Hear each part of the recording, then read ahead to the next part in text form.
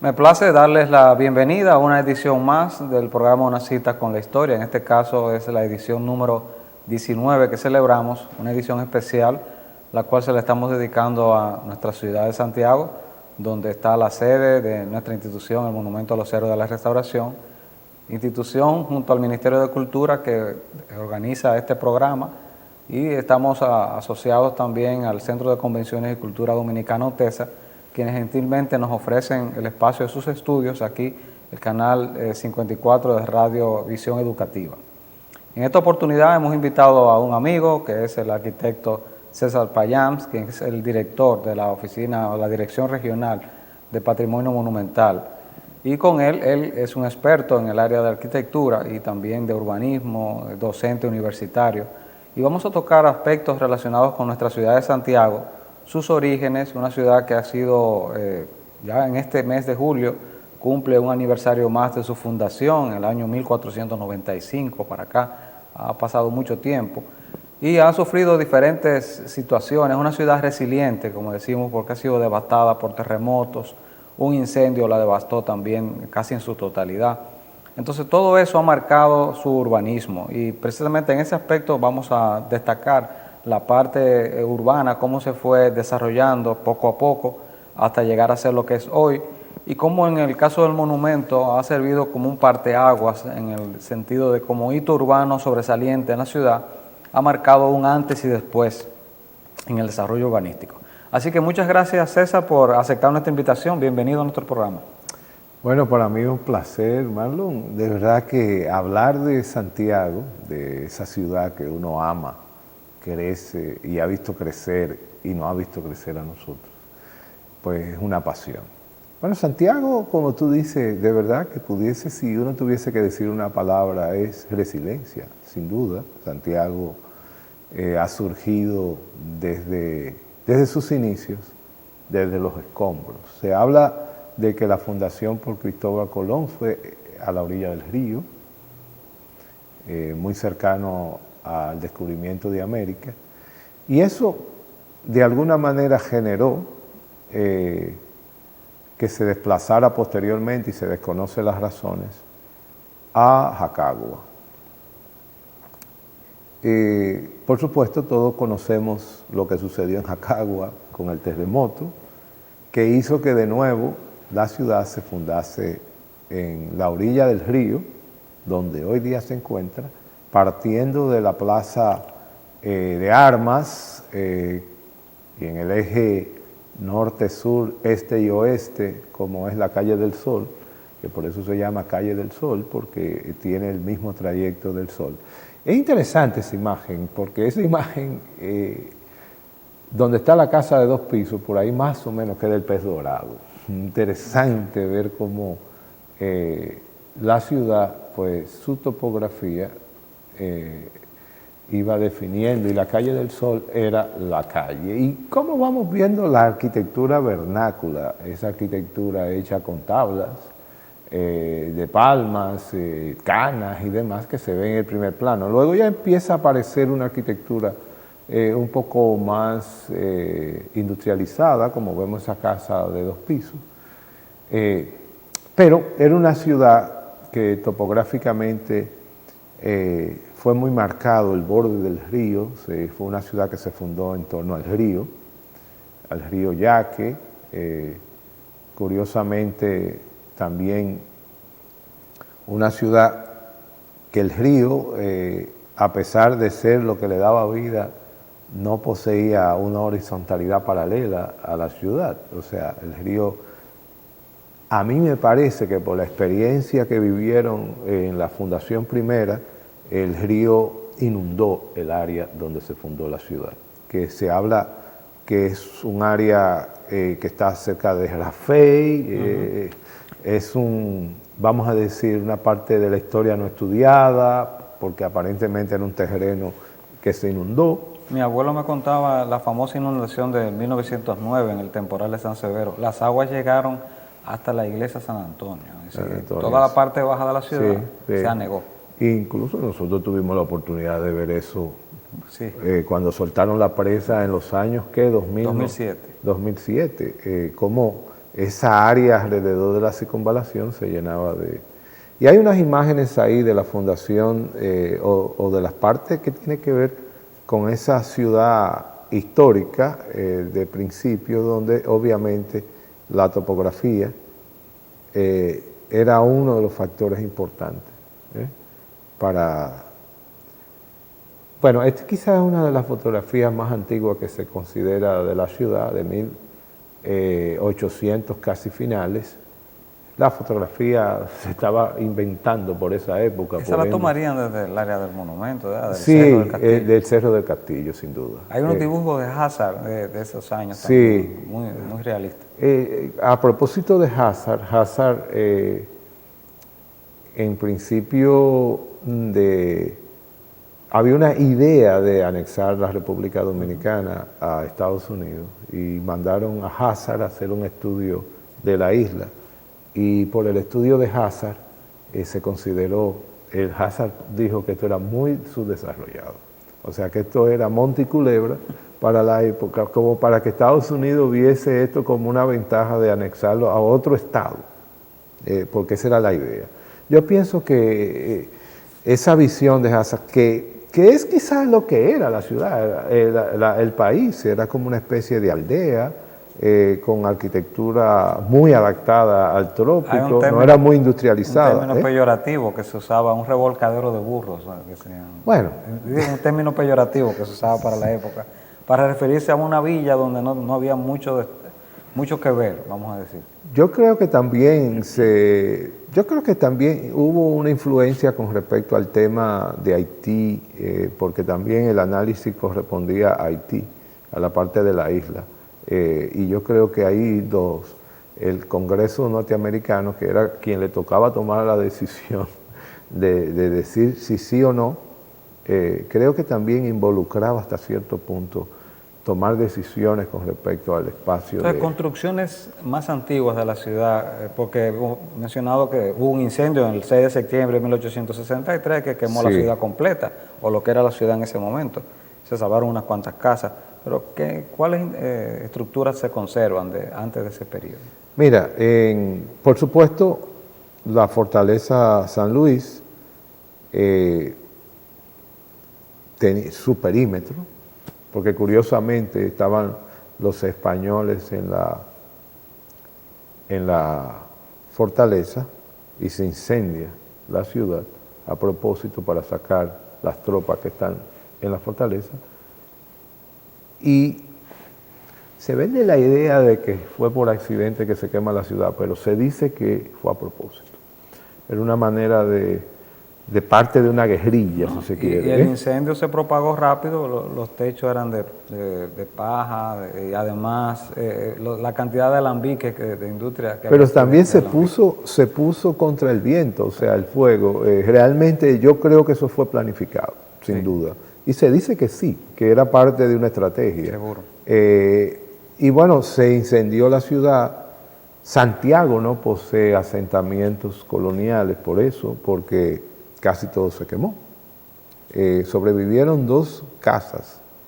La de Teodoro Gómez en Los Pepines, era en mampostería de ladrillo con techo de madera y zinc, y una casa que todavía conservamos en la Benito Monción. Que es de 2 aguas, como dicen. No, ¿cuál? La de la Benito. De la Benito. La Benito tiene 4, me parece. Ese es donde está muy próximo a la calle del Sol, y es de madera totalmente. Ahí vemos una imagen de la invasión norteamericana de 1916, que un poco se ve la ciudad rehecha a partir después del incendio, que como vemos es una arquitectura... ya había energía eléctrica, algunos cables que se ven. Sí, ya había energía eléctrica. Esto es desde el Cerro del Castillo. Bueno, ahí vemos la fortaleza de nuevo.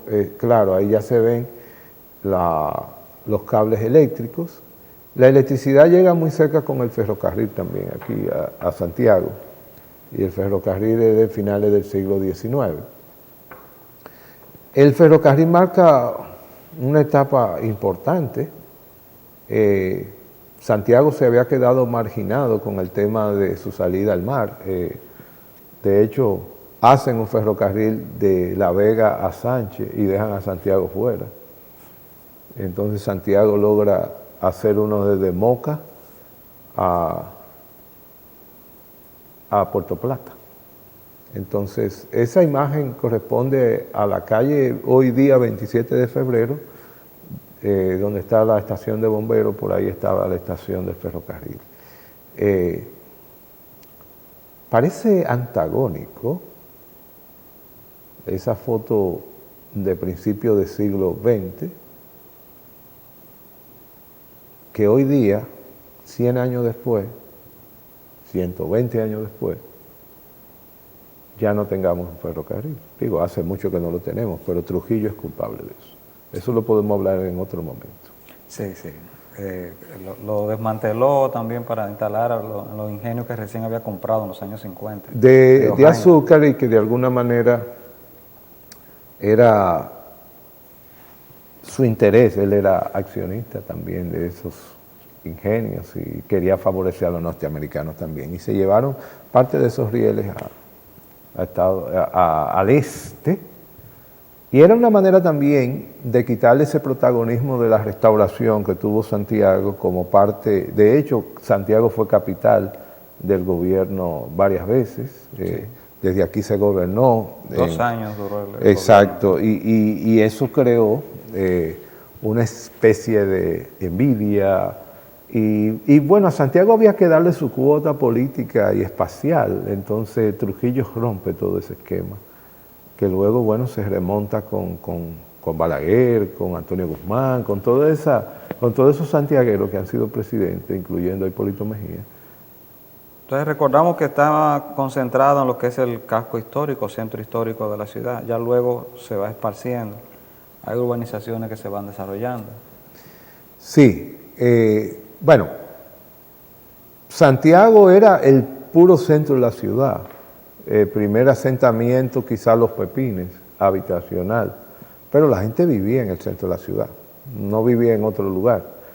Posteriormente se da la fundación, por ejemplo, de La Joya y Baracoa, que Onofre de Lora, que había estado en Francia, viene con esa idea de bulevar, y hacen unas calles anchísimas. De hecho, son surrealistas. El ensanche Liesco. Sí, esa es la iglesia de San José. Exacto. Entonces, de verdad que eso es surrealismo, ver una avenida de esa calidad. El que no había pasado, estuviera en Europa, como tuvo estos importantes gente de visión, ¿verdad?, de la ciudad,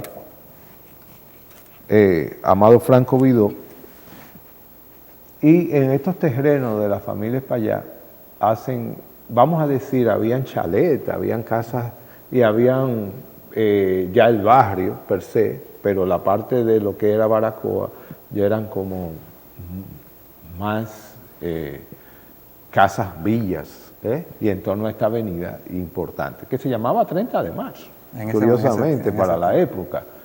Esta es la iglesia de San José, pero fíjate el urbanismo. Posteriormente se funda Pueblo Nuevo,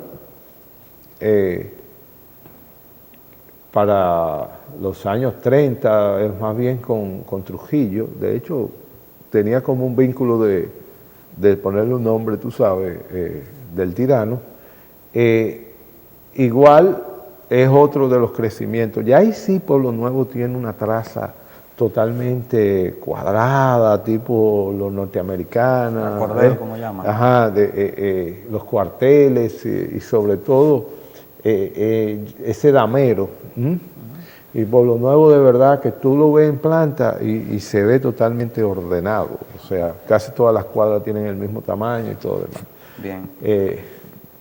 Pero básicamente la ciudad, el borde del río, que es lo que se ve allá en el fondo, con la montaña, con ese elevado donde está ahora mismo el campo de golf Las Aromas, limitaba la ciudad. O sea, el río decía hasta aquí es, y el cerro del castillo decía hasta aquí es. Entonces un poco Pueblo Nuevo es el apéndice. Aplicaba lo que cantó el poeta loco, Santiago, te circundan las aguas del Yaque como un cinturón. Como un cinturón. Bien, entonces, qué bueno, esta parte que hemos ya destacado sobre la ciudad, su topografía, su relación con el río y cómo ha sufrido diferentes avatares y ha resurgido de sus cenizas. Vamos a hacer una pausa ahora para en la siguiente sección destacar su hito arquitectónico más sobresaliente, que es el monumento, y cómo implicó este monumento un antes y después y en el crecimiento de la ciudad, porque como bien mencionaba, llegaba hasta el Cerro del Castillo, pero en el Cerro del Castillo sabemos ya lo que está ubicado desde el año 1944, se comenzaron los trabajos aquí. Así que vamos a hacer una pequeña pausa y regresamos con su programa Una cita con la historia.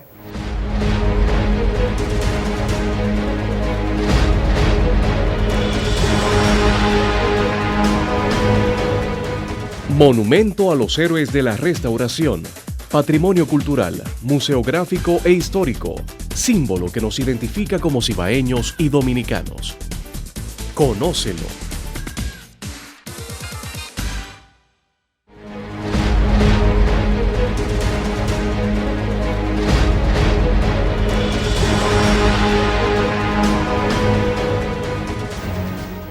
Bien, aquí estamos de nuevo con la segunda sección dedicada especialmente en este programa a Santiago y su desarrollo y evolución urbana que ha tenido a través de los años. En la pasada sección estuvimos tocando aspectos ya relacionados con la ciudad y su origen y evolución. Ahora vamos a tocar cómo el monumento de Santiago, su ícono más sobresaliente, que constituyó una especie de parteaguas, un antes y un después en el aspecto del crecimiento urbanístico. Bueno, ahí tenemos una imagen en la revista Life, donde se ve el monumento, se ve al lado izquierdo el Hotel Matún y esa sabana. Entonces, cuéntanos, César, cómo construir este monumento en ese cerro tan privilegiado de la ciudad la aperturó hacia el este. Bueno, pasó un tiempo para que se desarrollara la ciudad hacia allá. Quiero pedir excusa porque la foto se ve cuadrada, es vertical, porque era la portada del Life, la revista, era vertical. Pues fíjate, como tú ves, hacia la parte este de la ciudad, que se ve vacía, la autopista Duarte hacia allá, se ve lo que era quizás ese desarrollo todavía rural, para el entonces, inclusive cuando se funda la Pucamaima o se empiezan las construcciones en esos terrenos, esa parte todavía era poco habitable. Eran fincas de vacas. Sí, fincas. Y, por ejemplo, la misma Villa Olga que sale allá a la izquierda, detrás del Matún, por ahí, se llamaba Villa Olga porque era como un hato, o sea, ahí había vaca y de todo. Bueno, pero sí, el impacto que tuvo Santiago a partir del monumento, pues, sin duda, edificio que de alguna manera, bueno, volvemos a pedir excusa por la forma y la proporción de la foto, pero solo para ilustrar, esta se ve mucho más chatadita, ¿no? Sí, sí. Porque son verticales. Bueno, a mí eso está mirando hacia la Sursa, ¿verdad? Sí, está mirando hacia el río, hacia la Sursa, hacia los Pepines, si se quiere. De hecho, se ve el río en toda su trayectoria ya. Y fíjense lo vacío que se ve, toda esa área de Bellavista hoy día, ¿no? Es otra historia. Yo imagino lo imponente de este edificio que se ve desde cualquier parte de la geografía de la ciudad, cada vez menos, por supuesto, por la cantidad de edificios que hoy día tiene la ciudad. Podemos tener más secuencias de imágenes que vemos del mismo monumento y por ejemplo, esta es una imagen que a mí me gusta mucho. Primero porque el santiaguero le encantaba tomarse una foto a distancia del monumento e intentarse igualar que era un gigante tocando el monumento. No, eso sigue todavía. Sí, pero en esta perspectiva te la daba más fácil la calle, porque tú te ponías casi donde está el patrón Santiago. ¿Dónde estaba? Donde estaba, sí, que es el elevado ahora mismo, ¿no? Y sí es cierto que eso está tomado de donde estaba el patrón Santiago, que es donde está la unión de la Estrella Sadalá con la Monumental actualmente. Franqueado por esos pinos. Por esos pinos que bueno, todavía existen, porque están dentro de esa calle, quizás con un ancho menor. Se preservaron y los pinos están dentro del conjunto de donde está el Gran Teatro. Sí. Pero esta era la visión de un Santiago en los 80. Bueno, esto es una foto desde el Cerro del Castillo, ya desde el monumento construido. Fíjate que ya tiene la altura. Incluso parece hay un borde blanco. Un ojo de pez, ¿verdad? El lente. El lente es un ojo de pez, sí. Se ve en las torres de la Altagracia, pero sobre todo se ve unos techos que van como en olas, es decir, eran techos a dos aguas. En sí era una ciudad bastante horizontal y con unos techos inclinados en su mayoría. En esa imagen todavía no está la Clínica Corominas, por decir algo, que fue una de las primeras torres que aparecen en edificios modernos en la ciudad, ¿no? Pero sí, hubo un impacto porque, sin duda, aunque el monumento marcó ahí observamos que ya se va poblando de construcciones. Sí, ya el monumento, bueno, alrededor del monumento también hubo una legislación municipal que impedía que se hicieran edificaciones en el entorno inmediato mayor en altura que la base del monumento. Pero urbanísticamente el monumento siempre ha sido como la perspectiva de la ciudad. Y puedo decirte que curiosamente es la única ciudad dominicana donde un edificio marca el icono de la ciudad. Es decir, Santo Domingo no hay un edificio. Si tú puedes hablar, bueno, te van a poner la catedral, te van a poner algunas imágenes, pero Santiago, cuando se va a hablar de Santiago, utilizan el monumento. Entonces, algunas veces pueden pasar hasta errores. Si tú estás hablando de cosas históricas, por ejemplo, de la batalla de 30 de marzo, y usa el icono del monumento, te lo van a decir, pero eso de la restauración.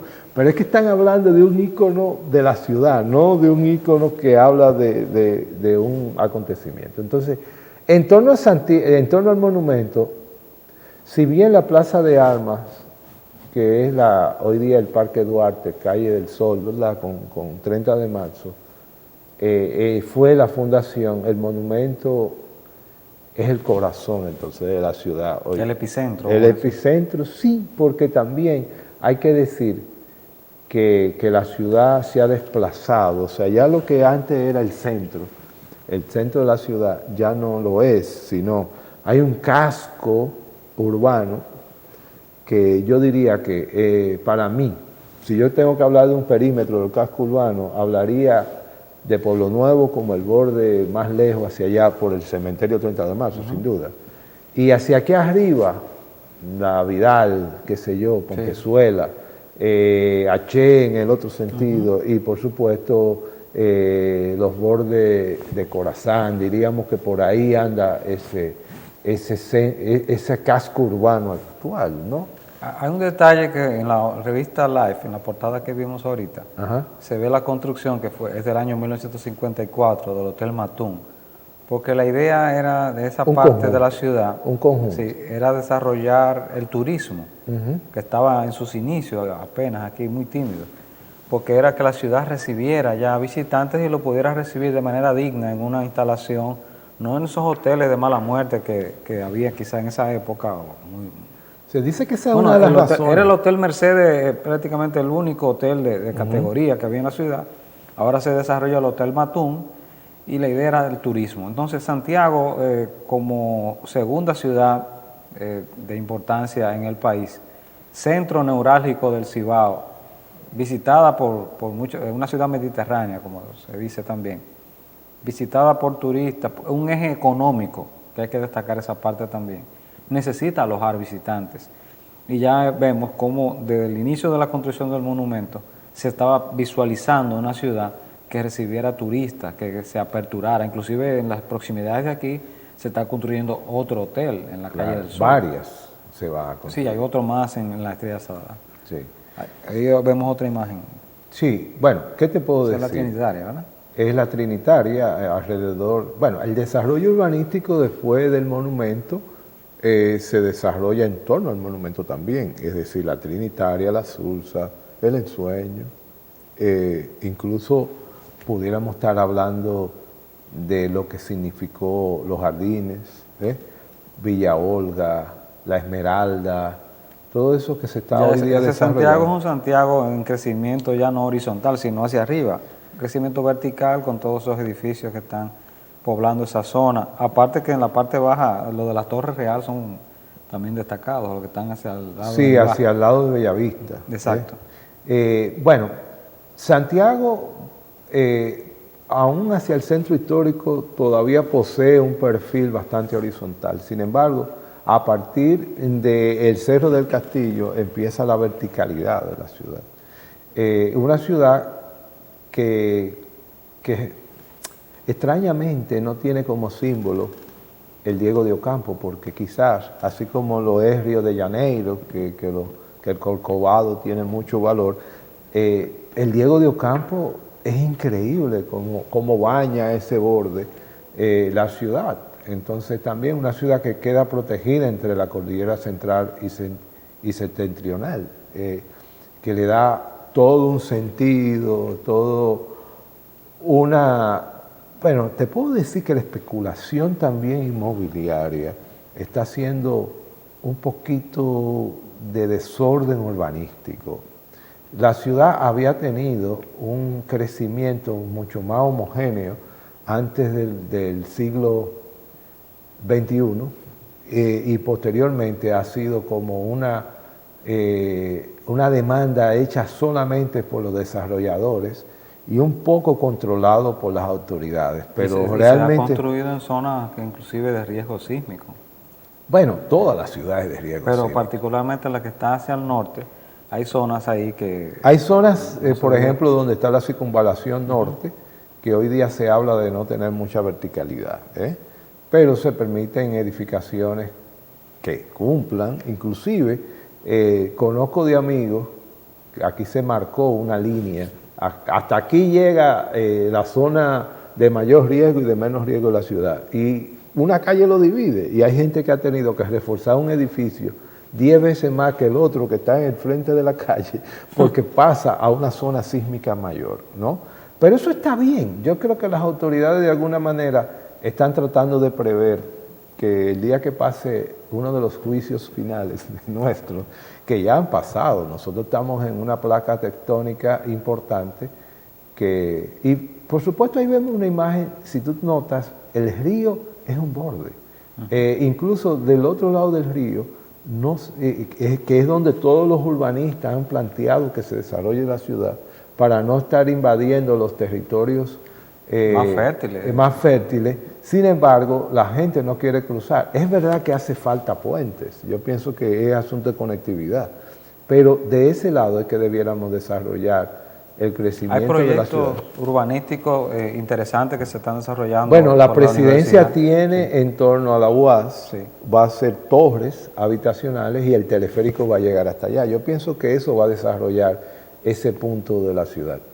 En la parte turística, nosotros somos una ciudad de servicios, de bienes y servicios.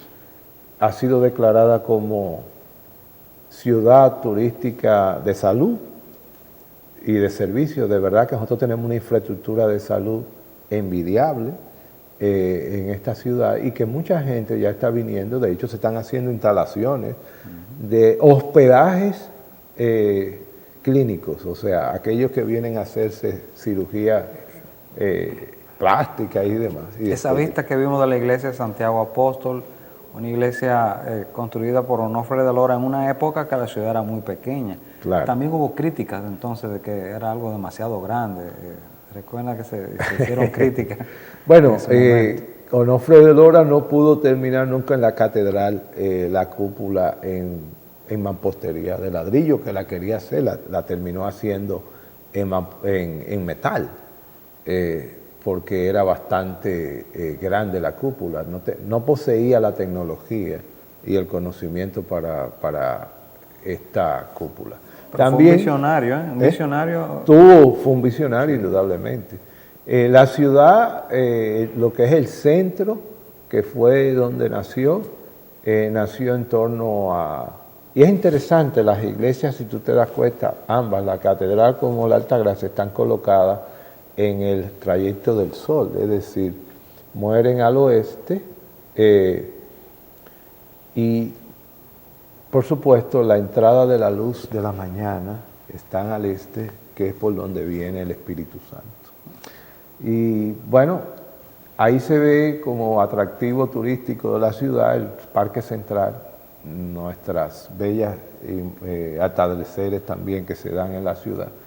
Parque Central, que de alguna manera es uno de los atractivos de la ciudad también, porque yo pienso que quizás es uno de los últimos proyectos que se ha hecho en el país, y en la ciudad sobre todo, que es democrático. O sea, mucha gente pensaba que no, que nosotros no íbamos a poder desarrollar esta, si se quiere, esa forma de vivir en el espacio. Aunque se está destacando el hecho con el desarrollo urbano ahora, con el teleférico, el monorriel, ciclovías también para la ciudad, hacerla más ágil, más moderna y también más sensible a lo que es el ambiente de la ciudad, porque algo que destacan muchos visitantes, especialmente cuando van al 5º piso y ven la ciudad desde ahí, es el verde que todavía conservamos en la ciudad. Es decir, es una ciudad con una cobertura de que árboles debemos seguir que hay cuidando, que preservar y luchar porque se mantenga. Nuestras urbanizaciones estaban llenas y están algunas todavía de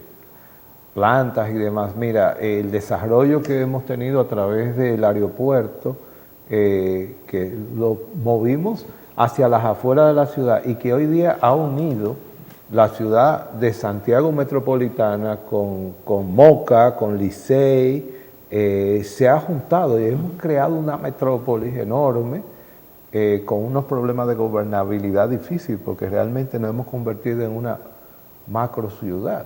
Entonces, así es. Pero es un lugar que, diferente a Santo Domingo, todavía aquí podemos respirar. Es decir, sí, fíjate cómo se ve el verde ahí. Precioso. Todavía tenemos una ciudad que debemos preservar, luchar porque se preserven los árboles en nuestros espacios. Una vista desde el centro español que permite que se vea, como yo te decía, ese Diego de Ocampo y el monumento iconográfico como, excelente foto, como un elemento de referencia.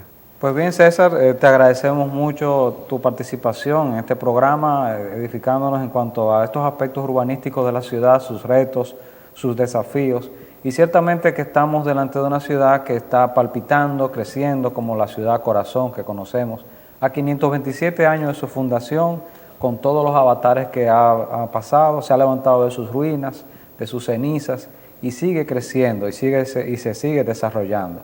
Entonces es algo de lo que nos sentimos todos orgullosos, que queremos preservar como amantes de esta ciudad. Queremos que siga creciendo, que siga desarrollándose y que sea una ciudad vivible. Es decir, estamos conjugando una ciudad que era un pueblo anterior y ahora es una metrópoli que está acogiendo a miles de personas y que ha crecido en todos los aspectos. Así que muchas gracias a todos ustedes por su sintonía con esta edición número 19 de su programa Una cita con la historia. El mes que viene también tendremos otro tema, un tópico interesante, esta vez relacionado con la educación de Santiago y Ercilia Pepín como maestra. Así que hasta entonces.